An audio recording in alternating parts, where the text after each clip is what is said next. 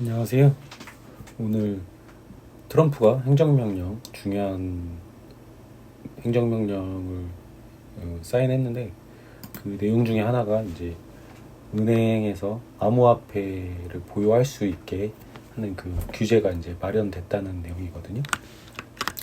원래 이제 이 법안 때문에 은행이 암호화폐 수탁 서비스 같은 걸 못하게 했는데, 이제 공식적으로 폐지를 했다는 거죠.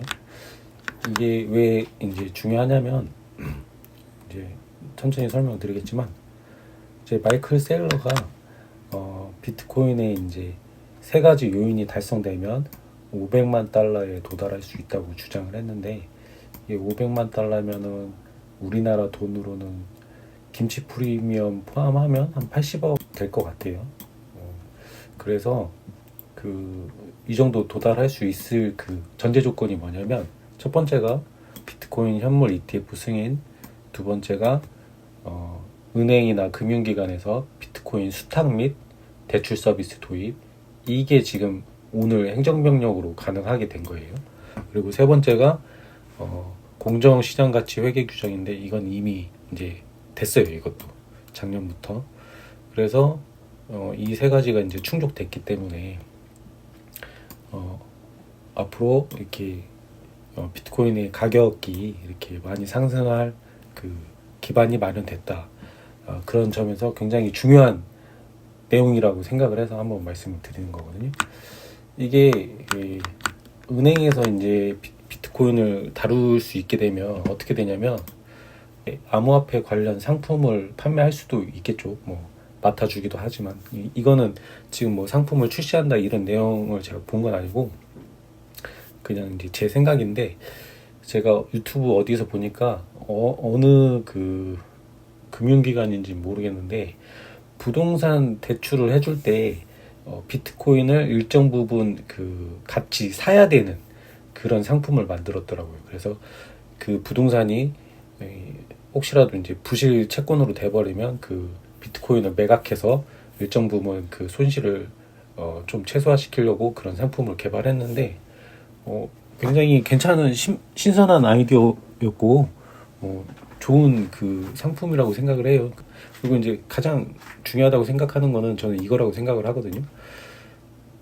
비트코인을 은행이 뭐 담보로 잡고 대출을 해주는 거죠. 그러면은 비트코인 보유자는 비트코인을 매도하지 않고 대출 받은 걸로 생활을 하면서, 일정 기간 뭐 3년이나 5년이 지나면 다시 비트코인 가치가 상승하기 때문에 그 자산의 가치 상승분만큼, 그러니까 기존에 대출 받았던 거 일부 상환하고 다시 대출을 받아서 그 대출 자금으로 생활을 하면 되는 거거든요.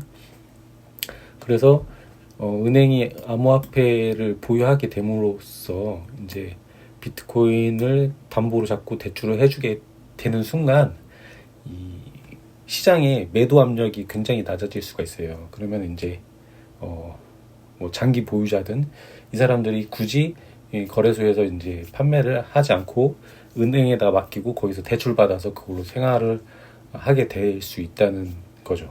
그러면 이제 안 그래도 2,100만 개로 한정된 이 그 비트코인인데, 더 이상 이제 팔려고 하는 사람들이 많이 줄어들기 때문에 비트코인을 살려고 하는 사람들은 계속 높은 값을 지불하고 살 수밖에 없겠죠.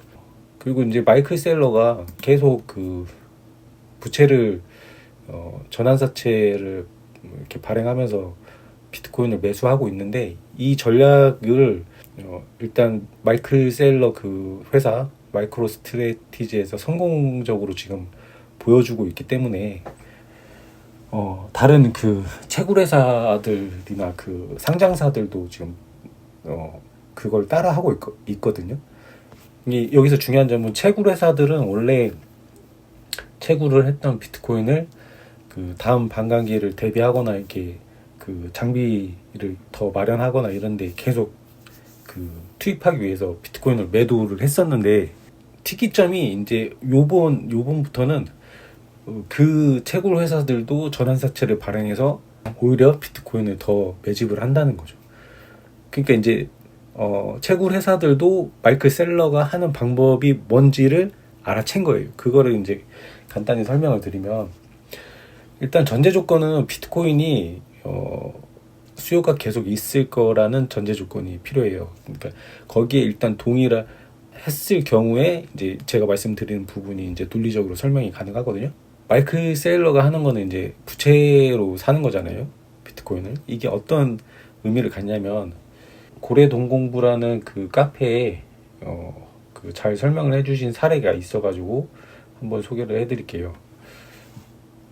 예를 들어서 1976년에 압구정의 현대 아파트 한 채를 현금 1,000만 원을 가지고 A는 산 거예요. 이거 본인 자산 1,000만 원을 가지고 A는 산 거죠. 그리고 보유한 현금이 없는 사람 B는 10억을 대출 받아서 압구정 현대 아파트를 100채를 샀어요.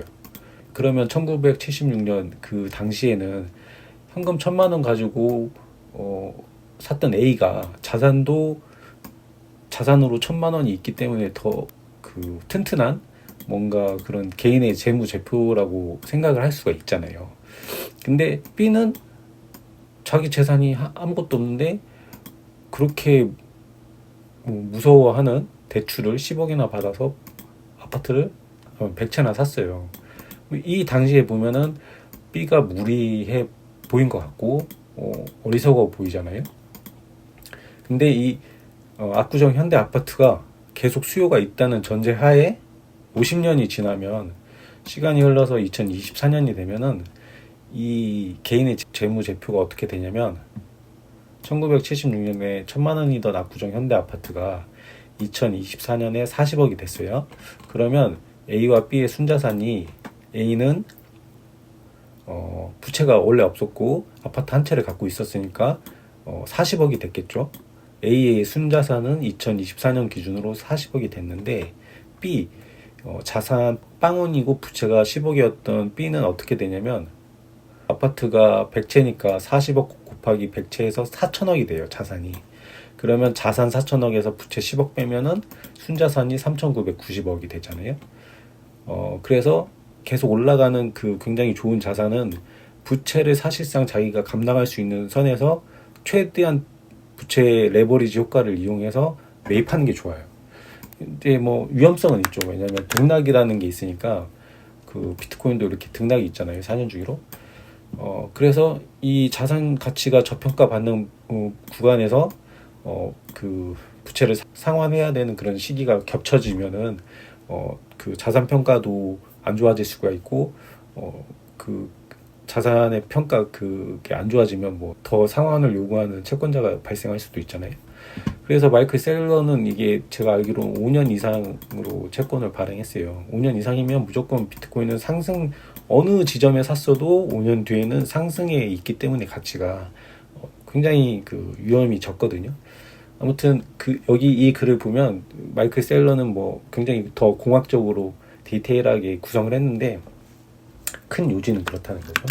큰 요지는 이렇기 때문에 마이클 셀러도 이렇게 그 회사에서 이렇게 사고 있고 채굴 회사들도 사고 있고 그걸 따라하는 기업들도 있고 그리고 이렇게 이런 시장 분위기가 만들어지다 보니까 그 달러의 가치가 이렇게 떨어지는 거 우리나라도 이렇게 원화 가치가 떨어지잖아요. 달러를 발행하면 발행할수록 달러 가치가 떨어지기 때문에 그거에 대한 해지로 비트코인을 일정 부분 그 재무제표에 넣으려고 하는 기업들이 늘어나고 있어요. 그래서 비트코인을 성공적으로 이렇게 자산으로 잡는 기업들이 늘어남으로 인해서 그걸 보고 이제 다른 기업들도 더 비트코인을 조금이나마 재무제표에 넣으려고 하는 그런 시도들이 생기고 있거든요.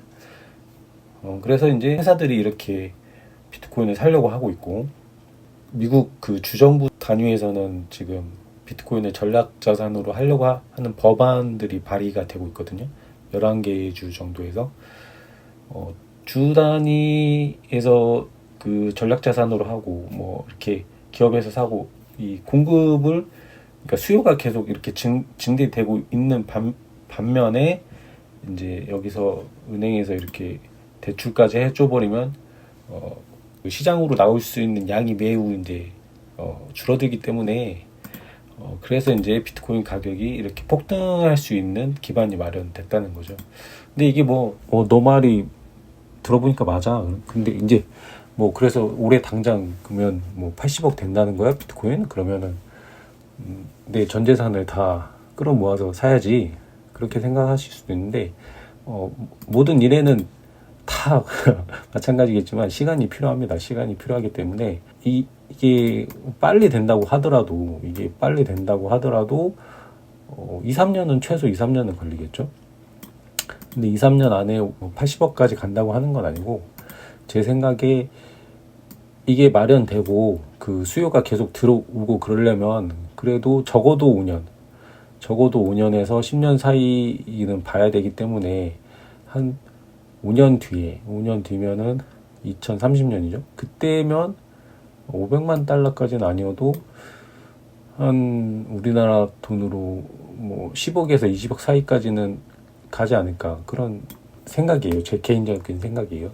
그래서 그렇다고 해서 이제 지금 대출을 땡겨서 내가 비트코인에 몰빵해야 되냐, 그거는 아닌 것 같고요. 왜냐면 작년부터 말씀드렸지만 올해는 제가 신규로 사실 분들은 안 사시는 게 좋다고 그랬거든요. 이게 안 사시는 게 좋고, 목돈 특히 대출 받아서 사실 분들 같은 경우는 안 하는 게 좋고, 자기가 여윳돈이 있는데 그거를 한 번에 몰빵하는 게 아니고 나눠서 계속 그 장기적으로 분할 매수를 하겠다, 매월 그렇게 하는 거는 좋다고 생각을 해요. 그래서 내가 올해부터 내 수입의 일정 부분을 계속 그냥, 나는 올해가 고점이라고 해도 그냥 비트코인을 모아가는 걸로 한 3년이나 5년 계속 모아가는 걸로 하겠다, 그런 분들은 지금 시작하셔도 되는데, 이런 좋은 소식이 있다고 하더라도 그런 좀 분위기에 휩쓸려서 목돈, 특히 빌려온 돈, 그리고 그 빌려온 것도 이자 상환 주기가 길거나, 자기가 이자를 계속 갚아나갈 수 있는 상황, 그러니까 직장을 계속 유지하거나 그런 상황을 마련해 놓고 그렇게 해야 되지, 급하게 뭐든지 그렇죠. 급하게 뭘 처리하려고 하면은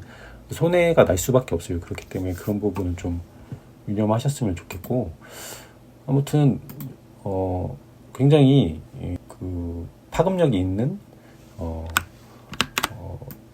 행정명령이었다, 그리고 이 법안 폐지였다, 이렇게 말씀을 드리고, 이게 이제 적어도 1년 안에 어느 정도 가시적인 성과를 낼 것 같아요. 그러니까 여기 코인리스에서 뉴스를 계속 보면 모건 스탠리나 골드만삭스 그리고 뱅크 오브 아메리카 이런데 하여튼 주요 은행들은 그런 말을 했거든요.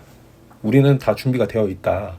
규제만 이렇게 처리되면 우리는 바로 서비스할 준비가 되어 있다, 이런 말을 했어요. 그래서 굉장히 빠른 시일 안에 어떻게 은행에서 어떤 상품을 출시할 수 있고, 이제 그게 이제 ETF도 이제 1년이 지났지만 한꺼번에 막 금액이 들어오는 건 아니잖아요. 그래서 그런 상품들도 이제 판매되고, 어떤 비트코인을 담보대출하는 상품도 좀 시간이 걸려서 2, 3년 안에 이렇게 출시가 되면, 그때부터는 정말 본격적으로 거래소에서 이제 비트코인 씨가 말라서 이제 정말 부르는 게 값이 될 수 있겠다. 그런 이제 희망 어린 예상을 한번 해봤습니다. 네, 설 명절 잘 보내시길 바라겠습니다. 감사합니다.